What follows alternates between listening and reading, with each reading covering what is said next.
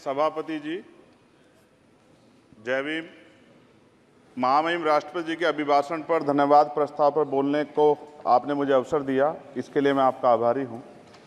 सभापति महोदय, सर्वप्रथम मैं बहुजन समाज में जन्मे सभी संतों, गुरुओं, महान पुरुषों को नमन करता हूं, जिनमें महात्मा ज्योतिबा फूले, डॉक्टर बाबा साहब अम्बेडकर और मान्यवर काशीराम साहब को मैं याद भी करता हूं आज के दिन पर। साथ साथ नगीना की महान जनता और भीम आर्मी और हमारी पार्टी आज़ाद समाज पार्टी काशीराम के साथियों का भी धन्यवाद करता हूं।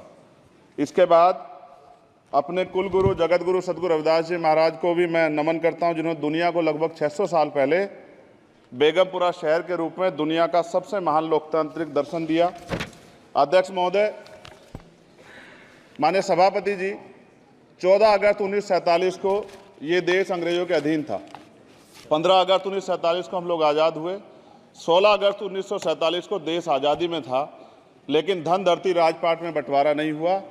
जो साधन संसाधन थे उनमें बंटवारा सही रूप से न होने के कारण एक बहुत बड़ी आबादी सुविधाओं से वंचित और सम्मान से वंचित रह गई।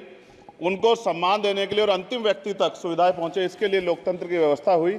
लेकिन आज़ादी के 70 साल बाद भी हम कहाँ खड़े हैं, इस पर ये चिंता का विषय है।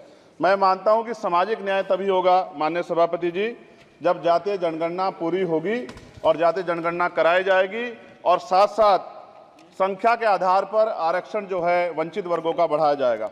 उसके साथ साथ जब राष्ट्रपति जी अभिभाषण पर बात रख रही थी तो उन्होंने शहरी और ग्रामीण क्षेत्रों के विकास की बात कही और ये भी कहा कि दुनिया में सबसे उत्तम शहर हमारे यहाँ बने।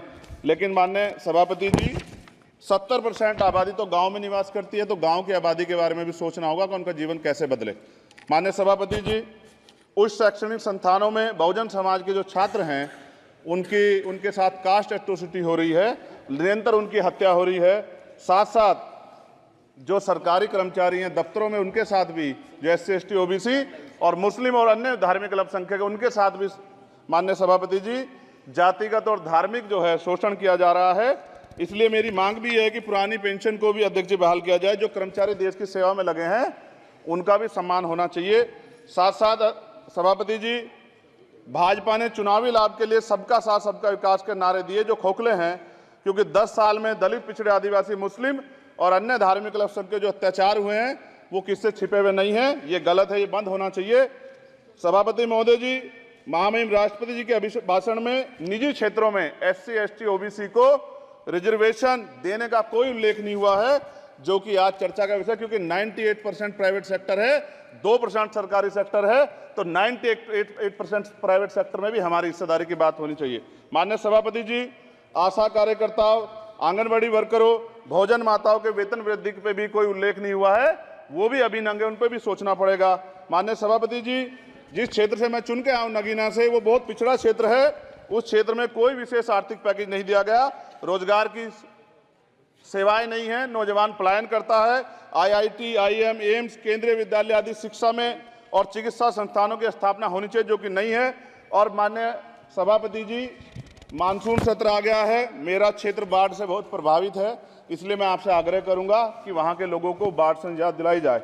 माननीय सभापति जी, चीन हमें आंख दिखा रहा है और लगातार हमारे देश की सीमाओं में घुसपैठ कर रहा है, इसलिए अग्निवीर योजना को हटाकर पुनः सेना भर्ती शुरू की जाए और साथ साथ भारत की सबसे प्राचीन व बहादुर रेजिमेंट में से एक चमार रेजिमेंट को पुनः बहाल करा जाए, ऐसा भी मेरा आपसे आग्रह है। माननीय सभापति जी, पिछले सारे प्रधानमंत्रियों ने मिलकर जितना कर्ज लिया है उससे दुगना कर्ज हमारे वर्तमान के प्रधानमंत्री जी ने लिया है। किसान अगर अपना कर्ज माफ कराने के लिए जाता है तो लाठी झेलनी पड़ती है, जबकि सरकार ने धन्ना सेठों का 15 लाख करोड़ रुपया माफ किया है। इस ओर हमें ध्यान देना पड़ेगा, हमारी आने वाली पीढ़ियों को ये कर्ज चुकाना पड़ेगा। माननीय सभापति महोदय जी, किसानों को MSP की लीगल गारंटी तथा किसानों का कर्ज माफ होना चाहिए। साथ साथ 2 अप्रैल 2018 को SC ST के बच्चों पे बहुत बड़े पैमाने पे मुकदमे लगे थे, वो हमारी लड़ाई सही थी, ये सुप्रीम कोर्ट ने माना और बाद में सरकार ने माना, वो मुकदमे तुरंत वापस होने चाहिए। माननीय सभापति जी, प्रेस जो है उस पर भी शिकंजा कसा जा रहा है।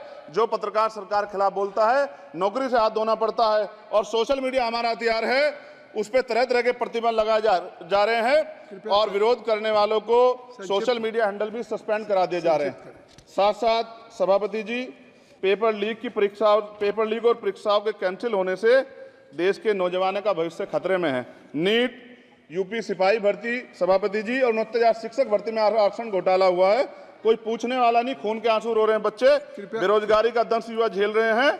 इसलिए मेरा आग्रह है कि युवाओं के लिए कृपया समाप्त करें चंद्रशेखर। माननीय सभापति जी, मैं पहली बार बोल रहा हूं, आप कहेंगे मैं बैठ जाऊंगा, मैं आपकी बात, मैं संवैधानिक मर्यादा का पालन करूंगा, मगर हम तो माननीय सभापति जी सुन ही रहे हैं। आप बोलिए, 1 मिनट। धन्यवाद। 1 मिनट और बोलिए। अध्यक्ष सभापति जी, नारी सम्मान की बात करने वाली सरकार, हमने मणिपुर देखा सर, हमने पहलवान बेटियों का हर्ष देखा सर, और हमने सर हाथरस की बेटी का हर्ष देखा सर, और हाथरस के परिवार को जो वादा किया था सरकार ने वो भी पूरा नहीं किया। और महिलाओं में भी, स्पेशली दलित, पिछड़े और मुस्लिम वर्ग की, आदिवासी वर्ग की महिलाओं के साथ आज भी एनसीआरबी का डाटा कहता है सर जो जुल्म हो रहा है वो सहनीय नहीं है सर। साथ साथ कोविड में तैरती, हमने कोविड में बहुत सुना सर, कोविड में तैरती लाशें भी गंगा में हमने देखी है सर, और मजदूरों का हाल भी हमने देखा है। सभापति जी, बस सब समाप्त कर रहा हूं। नोटबंदी पे छोटे मजले उद्योग की जो कमर टूटी वो भी हमने देखी है। सभापति जी, शैक्षणिक संस्थानों, विश्वविद्यालयों में, चिकित्सा संस्थानों में ओबीसी एसटी के योग्य अभ्यर्थी को एनएफएस करके जिस तरह निकाला जा रहा है, लेटरल एंट्री करके जिस तरह हमारे रास्ते बंद किए जा रहे, ये भी हम देख रहे हैं सभापति जी।